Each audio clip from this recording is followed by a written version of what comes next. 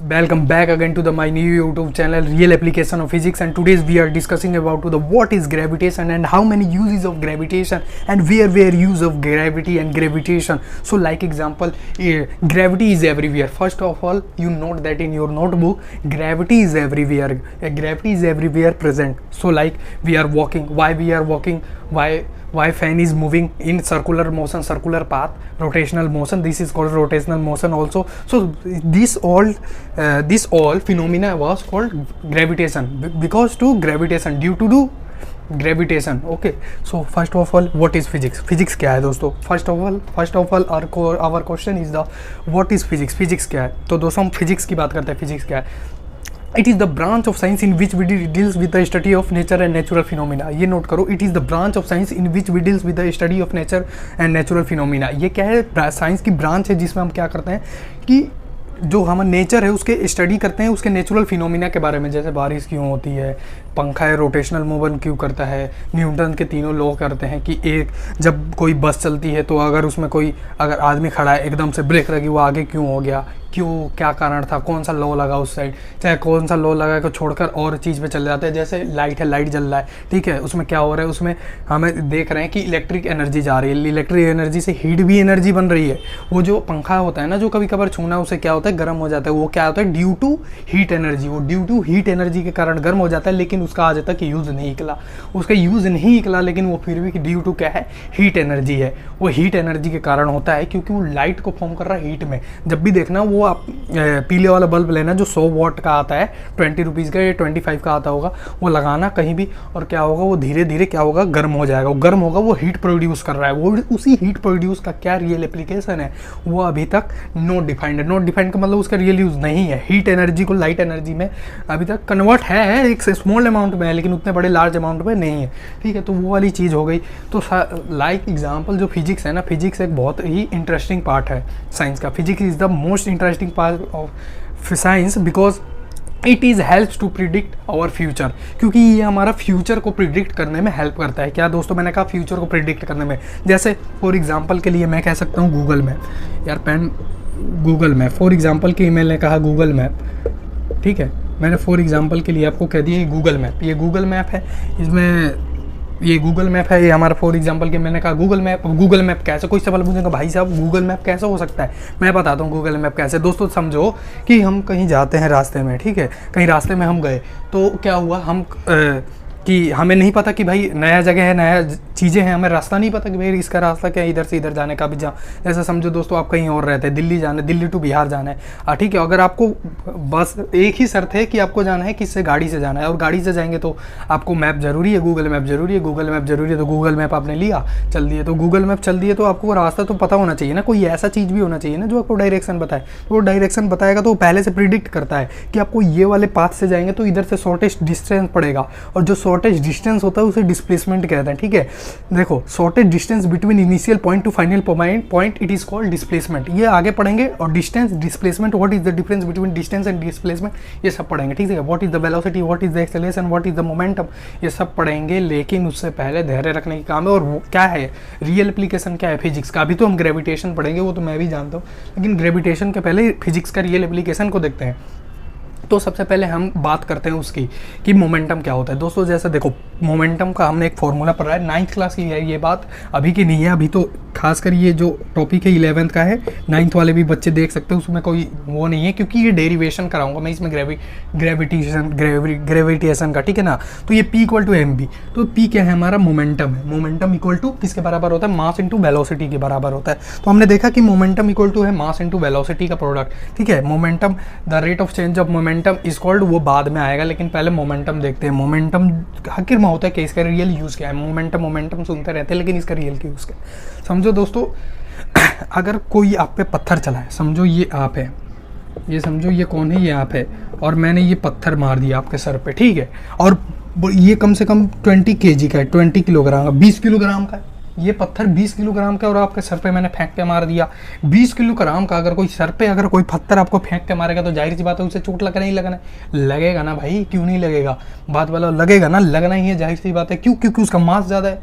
मास ज़्यादा हुआ तो वेलोसिटी भी, अगर समझो, अगर वेलोसिटी मैंने अगर तेज मारा आपको, समझो कि वेलोसिटी आप समझ लो कि 40 मीटर पर सेकंड से या इससे ज़्यादा से मारा, इससे प्लस में मारा, तो आपको जरूर सी बात है वो हिट और स्ट्राइक करेगा आपके सर पे, हेड पे, strike on the your head. और क्या करेगा वो डैमेज करेगा, बहुत ज़्यादा गहरा डैमेज हो जाएगा, ऐसा करके मत देखना, ठीक है। तो मतलब ये है फिजिक्स का रियल एप्लीकेशन कि हम पहले से प्रिडिक्ट कर सकते हैं उसे कितना चोट भी आएगा ये भी प्रिडिक्ट कर सकते हैं। साथ में ये वाली चीज़ हुई। अगर मैं इसी की जगह क्वेश्चन पलट दूं, अगर समझो कि उसके मास ज़्यादा है उस ऑब्जेक्ट का, लेकिन हमने क्या किया, वेलोसिटी कम कर दिया। अब जैसे ये मेरे पास ये है, ये समझो यही है, ठीक है, ये है मार्कर। अब मार्कर है, अब मार्कर को मैंने समझो यूं करा, अपने हाथ पे मार रहा हूँ यूं। अब धीरे से अगर समझो इतना धीरे से मारूंगा इतनी वेलोसिटी की स्पीड में, तो वो कुछ नहीं फर्क पड़ेगा, वो स्ट्राइक करेगा लेकिन फिर भी कुछ नहीं फर्क पड़ेगा उस पर। तो ये होता है रियली, मतलब फिजिक्स इज़ एवरीवेयर, हर जगह फिजिक्स है, जहाँ भी आप देखोगे वहीं फिजिक्स है। तो दोस्तों ये था हमारे फिजिक्स का थोड़ा सा थीम दिया मैंने कि आपका इंटरेस्ट आ जाए, फिर आप ग्रेविटेशन को अच्छे से करेंगे, इसीलिए मैंने आपको ये थीम दे रहा था, ठीक है। तो अब हम पढ़ते हैं gravitation. Gravitation, what is gravitation. तो सबसे पहले ग्रेविटी का यूज़ क्या होता है दोस्तों, जैसे समझो आप, हम चल रहे हैं, तो हम क्यों चल रहे हैं, अभी जो पक्षी उड़ रही है, जो भी जितने भी बर्ड्स हैं वो उड़ रहे हैं, फ्लाई कर रहे हैं एयर में विंड के थ्रू, ठीक है। तो क्यों फ्लाई कर रहे हैं, क्योंकि due to gravity and due to gravity earth pole, gravity earth pole के कारण एंड ड्यू टू ग्रेविटी, दोनों ही चीज़ है इसमें, ड्यू टू ग्रेविटी अर्थ पोल भी काम करता है, ठीक है। तो जैसे समझो दोस्तों, जैसे मैं चल रहा हूँ, अभी मैं चल क्यों रहा हूँ, क्योंकि इस समय, और मैं से जैसे आगे पीछे हुआ, इस साइड यूँ मूव करा, इस साइड यूँ मूव करा, क्यों, क्योंकि अभी मुझे मतलब ग्रेविटी क्या कर रही है, अपने तरफ अट्रैक्ट कर रही है, डाउनवर्ड फोर्स लगा रही है, मेरे तरफ डाउनवर्ड फोर्स लगा रही है, मेरी बॉडी क्या कर रहा है, नीचे जा रहा है, और नॉर्मल फोर्स ऊपर लगेगा, ठीक है, डाउनवर्ड फोर्स नीचे लगेगा, ग्रेविटी फोर्स नीचे, ठीक है। तो हम क्या कर रहे हैं, ग्रेविटी का अगेंस्ट नहीं जा रहे।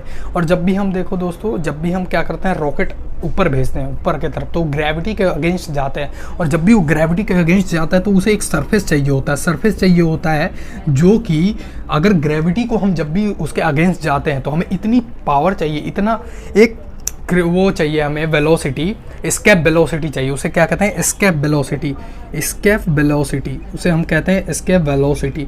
हमें इतना एस्केप वेलोसिटी चाहिए कि हम इतने जगह से स्ट्राइक करें उस सरफेस को अर्थ के, कि वो जैसे स्पेक्ट्रोस्फीयर होता है, उस सरफेस को हम क्या करें, हिट करें, स्ट्राइक करें जाके, कि हम उसके पार निकल जाए।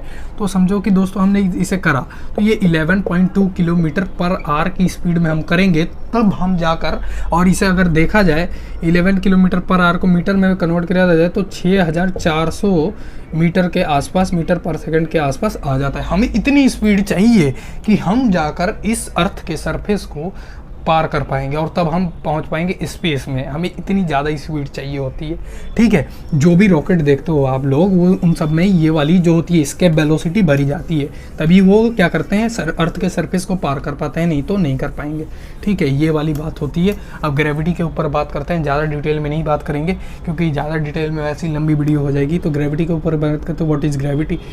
तो ग्रेविटी है, it is the mutual force of attraction. It is the mutual force of attraction between any two body on this universe. क्या है दोस्तों, it is the mutual force of attraction between any two body on this universe. इस universe में कोई भी दो body है, उसके बीच में क्या होगा, म्यूचुअल फोर्स लगेगा। तो कभी भी दो चीज़ों के बीच में म्यूचुअल फोर्स लगता है। जैसे समझो दोस्तों, ये आप लोग हैं, और ये हमारा अर्थ का सरफेस है। ये क्या है, हमारा earth surface, EARTH, earth surface. ये हमारा अर्थ का सरफेस हुआ। ये कोई पर्सन हो गया, समझ लो ये पर्सन। ये क्या है, पहली चीज़, ये दूसरी चीज़।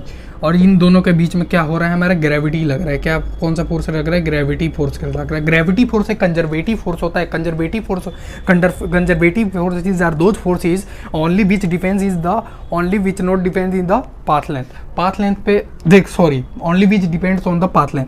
जो कंजर्वेटिव फोर्सेज वो फोर्सेज होती हैं जो कि पाथ लेंथ पर डिपेंड करती हैं। जैसे उसमें ग्रेविटेशन आ जाता है, और भी एक दो और फोर्सेज आती हैं, लेकिन पहले हम ग्रेविटी के ऊपर बात कर रहे हैं। जैसे मैंने आपको ये वाला एग्जाम्पल बता दिया, और उसके आगे बढ़ते हैं हम लोग। जैसे अर्थ सरफेस, ये वाला एग्जाम्पल हो गया, बहुत बढ़िया एग्जाम्पल है ये वाला। अगर आप चाहें तो एग्जाम्पल में लिख सकते हैं। और दूसरा बात करते हैं, जैसे दोस्तों समझो जैसे ये फील्ड है, क्रिकेट मैच चल रहा है, इधर बॉल बैटर खेल रहा है, समझो ये बैट है और ये बॉल आया, इधर हमने बॉल थ्रो कर दिया, ये बॉल थ्रो करवा दिया, ठीक है, ये बॉल थ्रो कर दिया, बॉल इधर लगा, बॉल हिट होगा और बॉल यूं गया।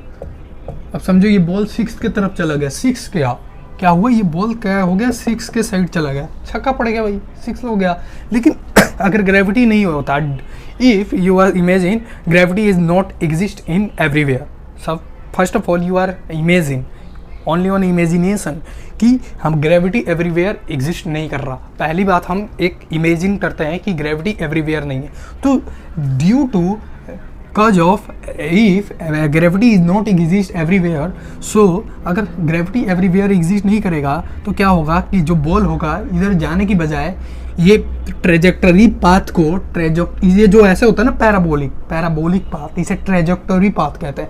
जो ट्रेजेक्टरी पाथ को मूव किए हुए ये क्या चल रही है, तो आउट ऑफ स्पेस चला जाएगा, मतलब स्पेस से बाहर ही चला जाएगा। तो ये होता है ग्रेविटी का रियल वर्क। और जैसे समझो दोस्तों आप ये भी बात है, लेकिन अब दोस्तों समझो अगर ड्यू टू अगर ग्रेविटी नहीं रहता तो अगर आप कहीं उछलते ना कहीं भी जगह, समझो दोस्तों आप कहीं गए, जंप कर रहे हैं, यूं जाके जंप कर रहे हैं, जंप किया ना आपने ऊपर, मतलब कहने का मतलब है कि आप जंप किए तो जंप ही करे रह जाएंगे, पता नहीं कहाँ स्पेस में चले जाएंगे, किसी को पता ही नहीं चलेगा। क्यों? क्योंकि ग्रेविटी नहीं एग्जिस्ट करेगा, तब की बात कर रहा हूँ। अभी ग्रेविटी इधर एग्जिस्ट करता है, तो ग्रेविटी एग्जिस्ट करता है तो अभी तो पॉसिबल नहीं है। लेकिन जहाँ ग्रेविटी थोड़ा कम होगा ना, तो हम जैसे इधर उछल रहे हैं तो इतनी ही पे नीचे ग्रेविटी हमें बहुत तगड़ी फोर्स लगा रही है, और जगह जाएंगे तो अगर कम फोर्स होगा उधर ग्रेविटी का तो बहुत ज़्यादा ऊंचाई पर, ज़्यादा फीट ऊंचाई कवर कर सकते हैं। तो ये क्या है ग्रेविटेशन का, it is the mutual force of attraction between any two body on this universe. ठीक है, इस यूनिवर्स में दो भी बॉडी के बीच में होता है। तो दोस्तों देखो, ये मास m1 है, ये मास m2 है, m1 है मास और ये मास जो है m2 है। तो ये m1 है मास और ये m2 है, ये दो बॉडी है। ठीक है तो सबसे पहले देखते हैं इनके बीच में ग्रेविटेशन फोर्स कैसे लगेगा। तो ठीक है, F is directly proportional m1 mass dot m2। जो ये F होता है फोर्स, ये डायरेक्टली प्रोपोर्शनल किसके है, m1 मास f2। ठीक है, और F is inversely proportional to 1/r²। इसे इन्वर्सली प्रोपोर्शनल कहते हैं। जब फोर्स बढ़ेगा तो ये कम होगा, जब ये बढ़ेगा तो फोर्स कम होगा, ये ऐसा होता है। और डायरेक्टली प्रोपोर्शनल में होता है ये बढ़ेगा तो ये भी बढ़ेगा, ये कम होगा तो ये भी कम होगा। ठीक है, ऐसा होता है। लेकिन ये तो अभी हम ग्रेविटेशन की बात करते हैं, जैसे ये यूनिवर्सली प्रोपोर्शनल हो गया। तो अब हम चलते हैं, इसको अगर हम बराबर करें तो ये क्या हो जाएगा, जी m1 डॉट m2/r²। ये है इसका डेरिवेशन, ये वाला चीज़ जो इसका है ना, F equal to G m1 dot m/r²। इसका डायमेंशन देख लो, इधर लिख लेता हूँ। चलो दोस्तों, डायमेंशन m-1 L3t-2। इसका डायमेंशन ये होता है m-1 L3t-2, m-1 L3t-2। Gravity का डायमेंशन m-1 L3t-2 होता है। और जो भी समझो, acceleration due to gravity, acceleration due to जो ग्रेविटी होती है ना, उसकी वैल्यू भी लिखा देता हूँ। 9.8 मीटर पर सेकंड स्क्वायर होता है, और इसे हम कभी कभार 10 मीटर पर सेकंड स्क्वायर भी ले सकते हैं, ये दोनों। लेकिन सबसे ज़्यादा मोस्टली ऑफ केसेस में ये वाला यूज़ करना। ठीक है, 10 मीटर भी आप कर सकते हैं, लेकिन दिखाना मत उस साइड। जब भी आप 10 मीटर यूज़ करें तो उसे दिखाना मत कि हमने यूज कर रखा है, नहीं तो एग्जामिनर को शक हो सकता है, हे भाई साहब। ठीक है, तो ये वाली बातें थी कुछ हमारी ग्रेविटी के बारे में, ग्रेविटेशन के बारे में। ग्रेविटी तो अभी इधर ही खत्म नहीं होता है। न्यूटन चाचा ने ये वाला लॉ दिया है। किसने दिया? न्यूटन चाचा, भाई साहब न्यूटन चाचा ने लॉ दे दिया कि नहीं भाई, ग्रेविटी, सर पे एप्पल गिर के दिमाग में आया नहीं, क्यों चांद क्यों नहीं गिरा? चांद तारों में नजर आए चेहरा तेरा। तो चांद तारे है ना, चांद तारे, तो चांद तारे में नजर आए चेहरा तेरा गाना सही है। क्यों? क्योंकि न्यूटन चाचा ने लॉ दिया है अपना ग्रेविटी। पहले कौन थे? गैलीलियो गैलीली, जिन्होंने अपना इन सब का लॉ का खोज किया। उनके लॉ को स्टडी किया किसने? न्यूटन चचा ने, ठीक है। तो ये वाली जो चीज़ें थी वो थोड़ा सही था दोस्तों। I hope you like this video, so please like, subscribe and share my YouTube channel real application of physics with the fun के साथ पढ़ो बस।